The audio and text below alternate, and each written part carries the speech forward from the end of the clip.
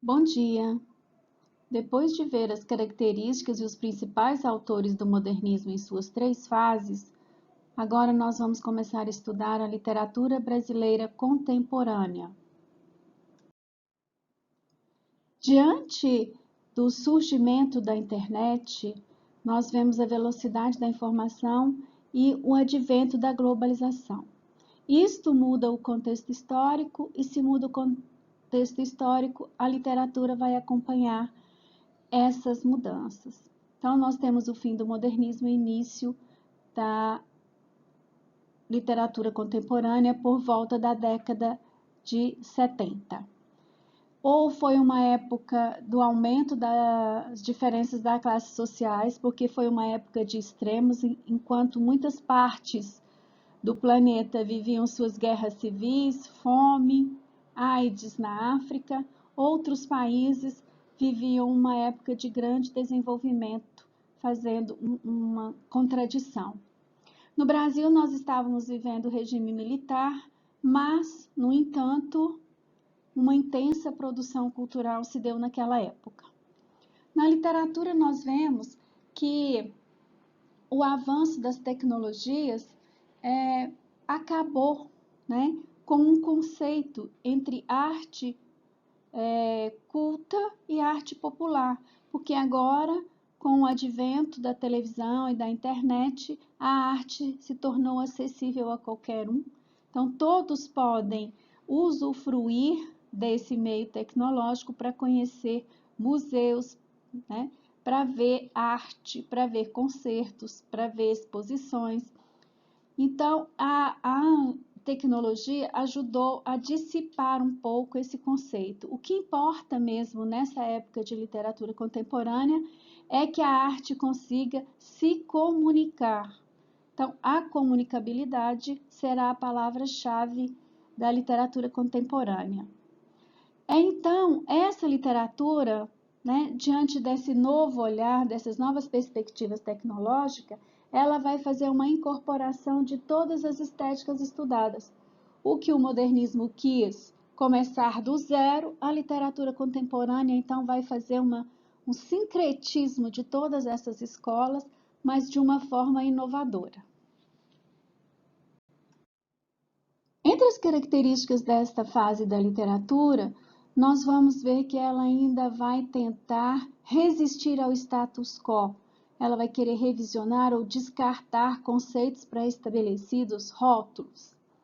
Ela vai abandonar, né, na forma, ela vai abandonar a linearidade narrativa e começar uma nova maneira de escrever, fragmentada, que é o retrato do homem do século XXI. Por causa disso, quem vai ganhar destaque são os gêneros mais curtos, né? Que são apropriados para esse mundo corrido moderno, são o conto e a crônica. Nesses gêneros que vão fazer sucesso, o romance bem fragmentado, o conto e a crônica, eles vão ser incorporados pela temática da violência, principalmente a violência urbana. Outra novidade na forma será o realismo fantástico, a inserção, né, de elementos não comuns, não viáveis no cotidiano, na realidade, que são inseridos dentro da narrativa. Eu já expliquei no final do outro slide que, diferente do modernismo, que queria romper com tudo, a literatura contemporânea ela vai querer fazer uma junção de todas as escolas, mas com técnicas inovadoras. Para isso, ela vai usar a tecnologia, montagens, recursos gráficos, tudo voltado para essa modernidade tecnológica. Vão surgir, além do destaque ao conto e à crônica, formas mais reduzidas ainda de gêneros, que são os mini-contos e as mini-crônicas. Também será um grande destaque nesta fase da literatura a intertextualidade, um texto, né, remeter a outro texto, uma ideia remeter a outra ideia, e a metalinguagem continua em alta. E, por fim, o intimismo pessimista, ligado ao tema dos desencontros da vida, né? Então, os autores vão se voltar mais para essa reflexão existencial. Neste primeiro vídeo, nós vamos falar especificamente sobre a poesia, que se destacou sobre duas vertentes. Aquela vinda da terceira fase, ou até da segunda, com muitos autores que fizeram sucesso, com uma produção muito sólida, como João Cabral de Melo Neto, o Drummond, né? Muitos ainda estavam vivos e aí escreveram ainda, né, na literatura contemporânea. Então, com essa criticidade do cotidiano e do ser humano. E a outra ala, a outra vertente, é de grupos que usavam a tecnologia, se valiam, né, desses métodos tecnológicos para produzir uma literatura bem diferente. O concretismo, que já deu os primeiros passos desde a vanguarda, né, lá europeia, com o cubismo, ganhou muita significação na terceira fase e na literatura contemporânea continuou com força total. Os três principais nomes, Haroldo de Campos, Augusto de Campos, são irmãos, e o Décio Pignatari. Aí ao lado nós podemos ver um poema do Augusto de Campos chamado Pós-Tudo. Quis mudar tudo, mudei tudo, agora, pós tudo, eis tudo, mudo. Mudar, mudei, agora mudo. Quis tudo, tudo, pós tudo, eis tudo. É um poema que pode ser lido da direita para a esquerda, da esquerda para a direita, de baixo para cima, de cima para baixo, que é o quê? Né? Mostrando que a intenção de mudar as coisas, essa procura pela novidade, né? Deixou a pessoa muda. Então, hoje, que eu quis mudar tudo, mas eu sou ex-tudo, deixei tudo para trás e estou mudo. Tá aí um modelo de poesia concretista da época. Também já vimos que começou na terceira fase do modernismo a ideia do neoconcretismo, capitaneada pelo Ferreira Goulart, que ganhou adeptos, né? Que é procurando uma maior atividade da poesia concreta em relação ao leitor, querendo a participação do leitor. Aí nós temos um poema do Ferreira Goulart, Mar Azul. Mar azul, mar azul, marco azul. Mar azul, marco azul, barco azul. Mar azul, marco azul, barco azul, arco azul. Mar azul, marco azul, barco azul, arco azul, ar azul. Como que a gente pode significar este poema? O alargamento do olhar, né? Quando você vê uma coisa de perto, você vê só essa coisa. À medida que você vai alargando o olhar começa a concentrar várias perspectivas. E aí, quando você olha para o mar, você apenas vê o mar, mas na imensidão do mar, o ar se torna azul, o mar encampa tudo, né? Essa também é uma das vertentes do Ferreira Goulart. Muitas das modas lançadas pela literatura contemporânea ainda estão vivas até hoje. Às vezes não são tão conhecidas, mas ainda tem muitos adeptos. A poesia praxis, ela vai fazer poema por tema. Então, ela escolhe um tema e ela vai escolher palavras, né, que sejam do campo significativo desse tema para construir o poema. Então, nós temos aí o Mário Chamy, que foi um dos criadores da poesia praxis, que fez um poema sobre agiotagem. Todo mundo sabe que a agiotagem é um processo de empréstimo de dinheiro com juros muito aviltantes. Aí ele vai pegar todo o campo semântico, escolher palavras que digam respeito à agiotagem para fazer o poema. Aí tem 1, 2, 3, o juro, o prazo, o por, o cento, o mês, o ágio, o porcentágio. 10, 100, 1000, o lucro, o dízimo. O ágio, a mora, a monta, péssimo empréstimo. Muito, nada, tudo. A quebra, a sobra. A monta, o pé, o cento, a cota. Haja nota, agiota. Então, nós vemos que ele vai fazer um jogo de palavras em que o juro cobrado pelo agiota todo dia, né? O mês, o cento, vai aumentando, né? Então, a porcentagem vira porcentágio. 10, 100 mil, o lucro de quem empresta e o dízimo, a obrigatoriedade de pagar de quem pega emprestado. A mora quer dizer os juros, né? A monta em péssimo empréstimo. Então, para quem fez o empréstimo, esse juro é um péssimo negócio. Muito para uns, nada para outros. Tudo, né? O agiota leva tudo, quebra, a sobra. Então, haja nota para o agiota. Quanto mais você paga, mais você deve. Então, um poema feito só com palavras do campo semântico referente a dinheiro. Outra vertente de poesia que surgiu na literatura contemporânea é o poema processo. Qual é o conceito de poema processo? A mensagem, o conceito não está em primeiro plano. O que está em primeiro plano é o processo pelo qual o poeta usou para fazer o poema. Muitas vezes nós vamos encontrar apenas sinais gráficos em processo poema ininteligíveis, porque na verdade o poeta quer valorizar o processo na criação. Então, muitos não têm explicação ou significado. Neste aí do Álvaro de Sá, né, a gente pode, com esforço, aprender uma ideia, né?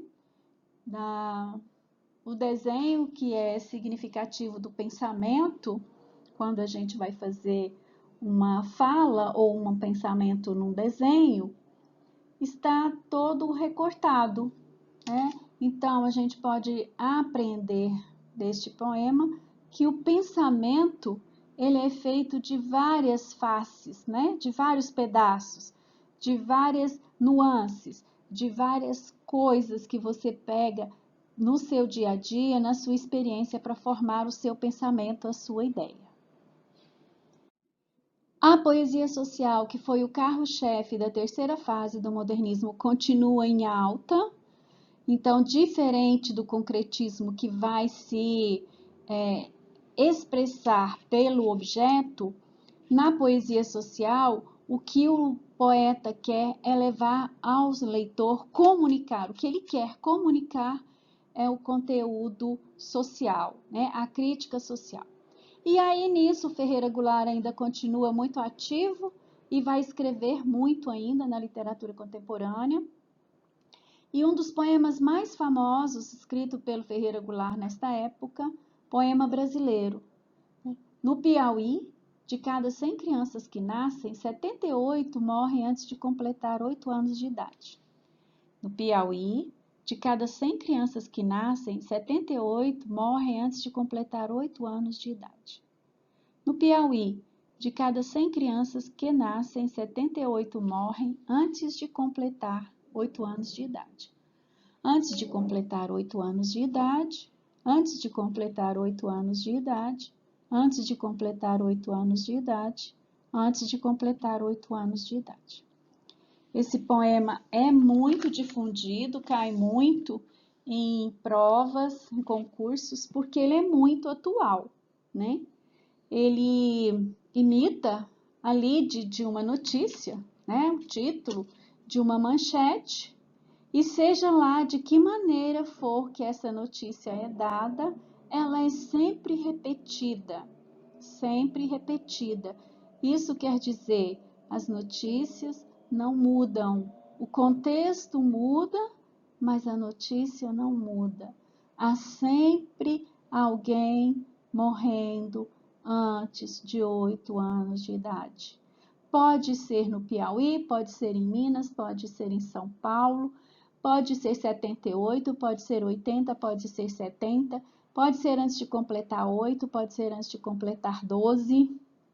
Então, ele vai tratar de problemas sociais e ele vai querer dizer que esses problemas estão sempre repetidos, de maneira um pouco diferente na expressividade, mas o problema está aí. Ele vai martelar antes de completar 8 anos de idade, porque as coisas estão acontecendo marteladamente. Cotidianamente, os problemas não mudam, então não há solução para os problemas sociais no Brasil. O tropicalismo foi um movimento musical. A gente estuda em literatura porque as músicas, antes de serem musicadas, são poemas, né? Mas o que foi o tropicalismo? Foi uma tendência que misturou, assim como a literatura contemporânea quer misturar todas as escolas, inovar todas as escolas, então ela também quis inovar os ritmos. Então, o tropicalismo misturou o rock com baião, com samba, todos os ritmos, né, para fazer o tropicalismo. E envolveu os grandes nomes da música brasileira da época, né? Isso que foi o tropicalismo. A poesia marginal é, sem dúvida, uma das vertentes da literatura contemporânea que mais chamou atenção e nos chama até hoje.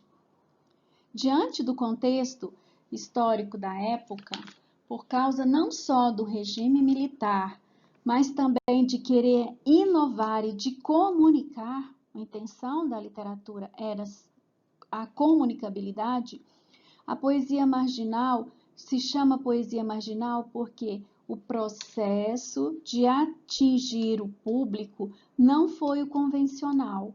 Os autores, eles faziam poemas aleatórios sobre qualquer tema, eram críticos, eram líricos, qualquer tema, mas, no entanto, o que eles queriam, a palavra marginal, não é fora da lei, é fora do circuito convencional de editoração de livros.